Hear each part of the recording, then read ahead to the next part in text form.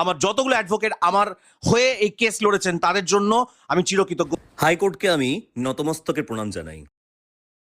জয় হিন্দ এবং বন্দে মাতরম বলার জন্য আমার এই ফেসবুক পেজটাকে পশ্চিমবঙ্গ সরকার গোটা ইন্ডিয়া থেকে ব্যান করে দেয়, যেটা আপনারা সবাই ভালোভাবে জানেন।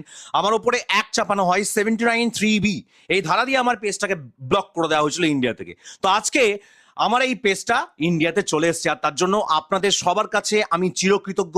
আমি আমার অ্যাডভোকেট মিস্টার পিন্টু কারার কাছে চিরকৃতজ্ঞ, এবং গোটা অ্যাডভোকেট টিম, আমার যতগুলো অ্যাডভোকেট আমার হয়ে এই কেস লড়েছেন তাদের জন্য আমি চিরকৃতজ্ঞ। হাইকোর্টকে আমি নতমস্তকে প্রণাম জানাই।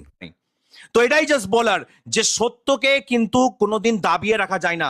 কিছুদিন হয়তো নিজের পাওয়ার দেখিয়ে আমার পেজটাকে পশ্চিমবঙ্গ সরকার দাবিয়ে রেখেছিল, কিন্তু আবার আমি ফিরে এসেছি এবং আবার আমি এডুকেশনাল ভিডিওসগুলো দিতে থাকবো, এবং আমার প্রতিটা ভিডিওর প্রথমে জয় হিন্দ এবং বন্দে মাতরম থাকবেই থাকবে।